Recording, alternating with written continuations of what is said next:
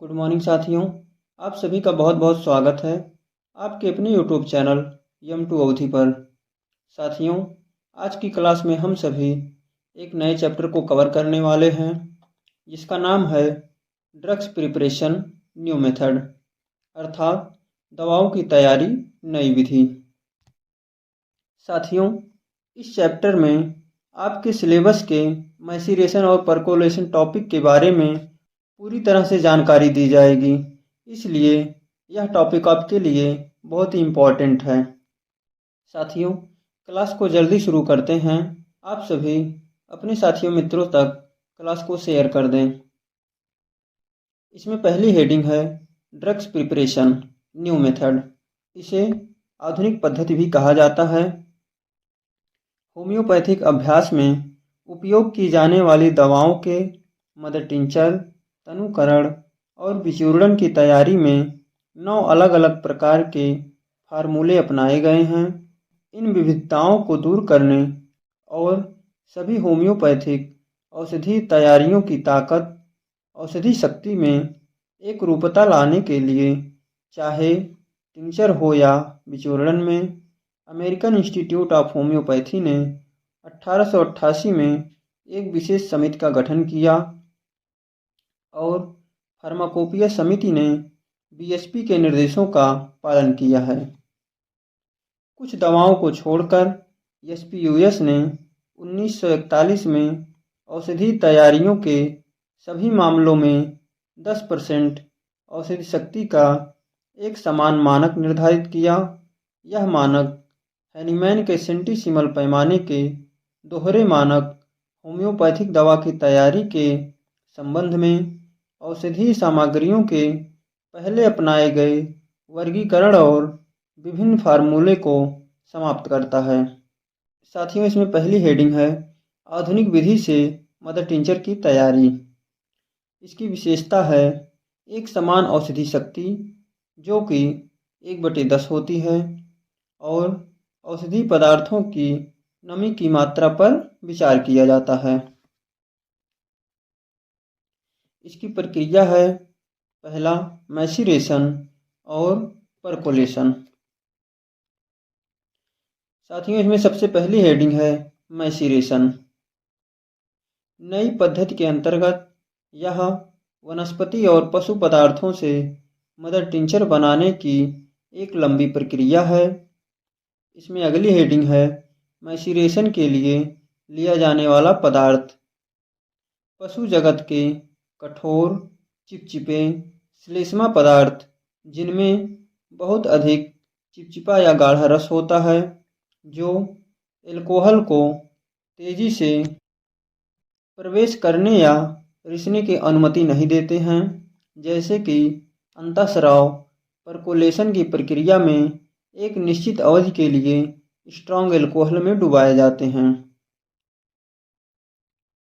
कठोर, चिपचिपे और लसदार पौधे, लसदार औषधि पदार्थ अपने अंतर आणविक स्थान के छोटे होने के कारण एल्कोहल को तेजी से प्रवेश नहीं करने देते हैं। सामग्री को काटने या कूटने का कारण एल्कोहल के प्रवेश के लिए सतह को बढ़ाना है। इसमें अगली हेडिंग है शर्तें, कंडीशन। पहला है मेंस्ट्रम, एल्कोहल के साथ शुद्ध पानी भी।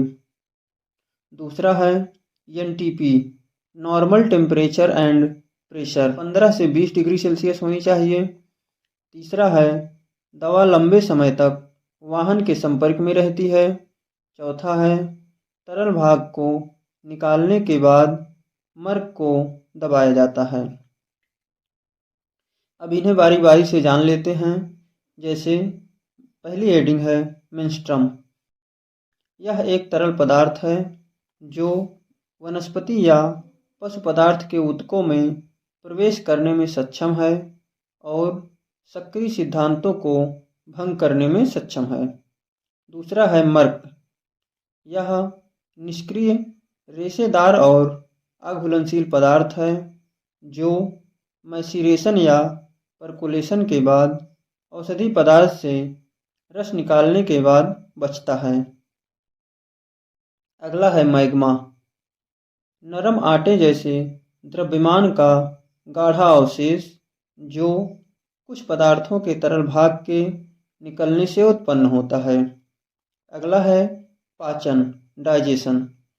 जब मैसीरेशन क्रिया गर्म तरल में की जाती है तो उसे पाचन कहा जाता है। इसमें अगली हेडिंग है प्रक्रिया, प्रोसीड्यूर। इसमें पहला है पूर्व प्रक्रिया, प्री प्रोसेस।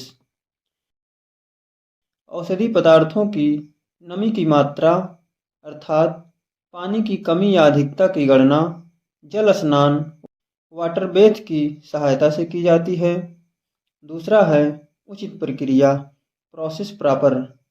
इसमें पहला पॉइंट है औषधि पदार्थों को लुगदी या मैग्मा के रूप में बनाया जाता है। इसमें दूसरा पॉइंट है मैग्मा को कांच या स्टेनलेस स्टील से बने मैसीरेटिंग जार में रखा जाता है। तीसरा पॉइंट है औषधि पदार्थ को ढकने के लिए एल्कोहल की निर्धारित मात्रा मिलाई जाती है। चौथा पॉइंट है अब मैसीरेटिंग जार को सावधानीपूर्वक बंद कर दिया जाता है जिससे मेंस्ट्रम या एल्कोहल के वाष्पीकरण को रोका जा सके। पांचवा पॉइंट है जार को धूल, गंध, गर्मी या सीधे सूर्य के प्रकाश से मुक्त ठंडी अंधेरी जगह पर रखा जाता है। तापमान 15 से 20 डिग्री सेल्सियस के बीच होना बेहतर है। जार को 2 से 4 सप्ताह तक रखा जाता है। इसमें अगला पॉइंट है जार को प्रतिदिन एक बार जोर से हिलाया जाता है। अगला पॉइंट है इस अवधि की समाप्ति के बाद सतह पर तैरने वाले द्रव को एक अन्य साफ कांच की शीशी में निकाल लिया जाता है। अगला पॉइंट है अवशेष को साफ कपड़े के टुकड़े से दबाया जाता है और उसी को पहले वाले टिंचर में मिलाया जाता है। इस प्रकार प्राप्त कुल रस औषधि पदार्थ का मदर टिंचर है। साथियों, इसमें आगे जान लेते हैं कि यदि प्राप्त मदर टिंचर की मात्रा फार्माकोपिया में निर्धारित फार्मूले से कम है, यह एल्कोहल के वाष्पीकरण तथा एल्कोहल और पानी के मिश्रण के कारण संकुचन के कारण है। मानकीकरण के लिए मेंस्ट्रम या एल्कोहल की आवश्यक मात्रा को जोड़ा जाता है। दूसरा पॉइंट है यदि प्राप्त मदर टिंचर की मात्रा अधिक है तो हल्की गर्मी से तथा पानी के हिस्से को घटाकर एवं मजबूत एल्कोहल की मात्रा मिलाकर मदर टिंचर की मात्रा को कम किया जाता है। साथियों, अब इसमें दूसरी हेडिंग है परकोलेशन। यह मदर टिंचर बनाने की एक छोटी प्रक्रिया है। इसमें वाहन को औषधि पदार्थ की प्रकृति के अनुसार एक निश्चित अवधि के लिए एक उपकरण परकोलेटर द्वारा वनस्पति के नरम, गैर चिपचिपा और गैर श्लेष्मा वाले औषधि पदार्थ से गुजारा जाता है। इसमें पहली हेडिंग है मदर टिंचर की तैयारी। जब एक तरल जो पाउडर वाली सामग्री के केवल एक हिस्से को घोलने में सक्षम होता है, छिद्रित सामग्री पर फैलाया जाता है और यह पाउडर की सफल परतों से होकर गुजरता है तो यह संतृप्त हो जाता है। इस घोल पर दो बल लगते हैं। एक कोशिका आकर्षण बल है जिसके द्वारा पाउडर इसे बनाए रखने की कोशिश करता है। दूसरा उस पर लगने वाला गुरुत्वाकर्षण बल है और उसके ऊपर तरल का स्तंभ है जिसके परिणाम स्वरूप इस मानक घोल का नीचे की ओर विस्थापित होता है। दूसरा बल पहले से अधिक मजबूत होने के कारण पाउडर के घुलनशील भागों वाला तरल धीरे धीरे छिद्रपूर्ण पदार्थ से होकर गुजरता है। परकोलेशन की प्रक्रिया में कार्यरत भौतिक बल जैसे गुरुत्वाकर्षण, श्यानता बल, आसंजन बल, घर्षण बल, परासरण बल, केशिका आकर्षण बल एवं पृष्ठ तनाव। परकोलेशन में उपयोग किए जाने वाले सामग्री और उपकरण जैसे औषधि पदार्थ, स्ट्रॉन्ग एल्कोहल या मिन्स्ट्रम और छलनी, कॉर्क स्टॉपर के साथ परकोलेटर, कॉर्क सहित कांच की छड़। साथियों, इसमें अगली हेडिंग है परकोलेटर का विवरण। इसका उपयोग नई विधि में मदर टिंचर की तैयारी के दौरान परकोलेशन प्रक्रिया के लिए किया जाता है। इसके आकार और सामग्री के संबंध में विभिन्न प्रकार के परकोलेटर हैं। वे तांबे, स्टेनलेस स्टील, कुछ मिश्र धातु या चीनी मिट्टी एवं कांच से बने होते हैं। इसमें दो भाग होते हैं, परकोलेटर और रिसीवर। ये दोनों भाग रबर ट्यूबिंग और कांच की छड़ से जुड़े होते हैं। साथियों, इसमें पहली हेडिंग है परकोलेटर। यह पतला या ऊपरी भाग है। इसमें दो भाग होते हैं, सिर और गर्दन। इसमें पहला है सिर, हेड। ऊपरी छोर शंक्वाकार या नाशपाती के आकार का को इसका सिर कहा जाता है, जिसके शीर्ष पर स्टॉप कॉक लगा होता है। दूसरा है गर्दन, नेक। निचला सिरा गर्दन होता है, जो रबर ट्यूबिंग और कांच की छड़ के माध्यम से रिसीवर पोत से जुड़ा होता है। इसमें दूसरी हेडिंग है रिसीवर। यह दूसरा या निचला हिस्सा है। इसे परकोलेटर के ठीक नीचे रखा जाता है। यह चौड़े मुंह वाला कांच का जार होता है। रिसीवर में स्टॉप कॉक लगा होता है। इस उपकरण में विलायक और मोटे रेत की परत से सिक्त पाउडर वाली दवाओं को रखने की व्यवस्था होती है। सबसे ऊपर एक सफ़ेद फिल्टर पेपर रखने की व्यवस्था होती है। स्टॉप कॉक के ऊपर गर्दन में एक शोषक रुई का प्लग डाला जाता है। इस तरह से व्यवस्थित करने के बाद उपकरण को 1 या 2 दिन के लिए अकेला छोड़ दिया जाता है और फिर दवा के पाउडर पर अपेक्षित मिन्स्ट्रम डाला जाता है। टिंचर धीरे धीरे गर्दन से बूंद बूंद करके गिरता है और रिसीवर में इकट्ठा होता है। जब संग्रह पूरा हो जाता है तो रिसीवर का स्टॉप कॉक ढीला कर दिया जाता है और रिसीवर को बाहर निकालकर छान लिया जाता है। यह कच्चे औषधि पदार्थों से प्राप्त वांछित मदर टिंचर है। इसमें अगली हेडिंग है प्रक्रिया। इसके अंतर्गत पहली हेडिंग है परकोलेटर की तैयारी। छोटे परकोलेटर में स्टॉप कॉक न होने की स्थिति में गर्दन पर अच्छी तरह से धुली हुई मलमल का एक टुकड़ा बांधा जाता है। बड़े परकोलेटर में स्टॉप कॉक न होने की स्थिति में गर्दन में अच्छी गुणवत्ता का एक साफ कॉर्क डाला जा सकता है। यदि परकोलेटर में स्टॉप कॉक नहीं लगा है तो निचले छिद्र में एक कॉर्क डालें। पहले एक छोटा सा खांचा बनाएं, जिससे कॉर्क और आवश्यक बल के साथ परकोलेटर की गर्दन में दबाकर मदर टिंचर के प्रवाह को इच्छानुसार रोका या नियंत्रित किया जा सके। मलमल मसलिन पर एक रस्सी रखी जाती है। इसमें रस्सी है। यह छिद्रयुक्त पदार्थ से बना अवरोध है, जिसे गर्दन के अंदर या ऊपर तथा पाउडर युक्त दवा पदार्थ के नीचे रखा जाता है।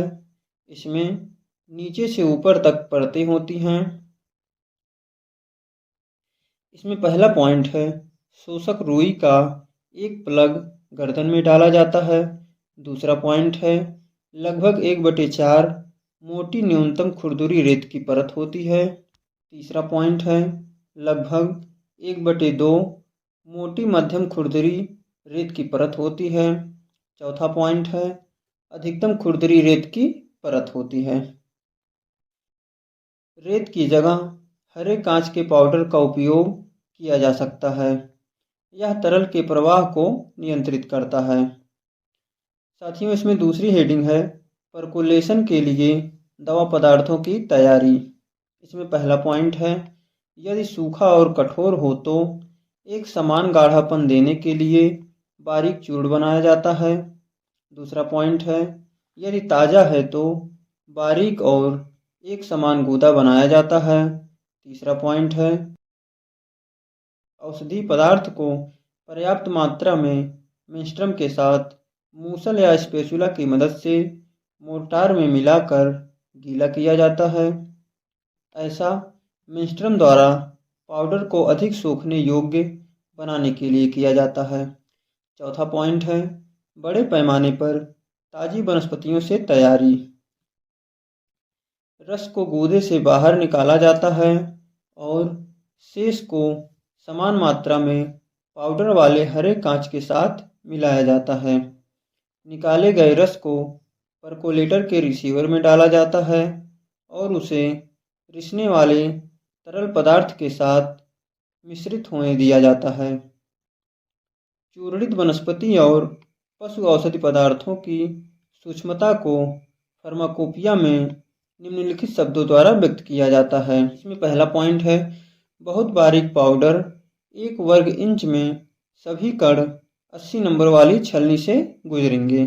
दूसरा पॉइंट है, बारीक पाउडर सभी कण 60 नंबर वाली छलनी से गुजरेंगे और 100 नंबर वाली छलनी से 40% से अधिक नहीं गुजरेंगे। तीसरा पॉइंट है, मध्यम मोटा पाउडर सभी कण 40 नंबर की छलनी से गुजरेंगे और 80 नंबर की छलनी से 40% से अधिक नहीं गुजरेंगे।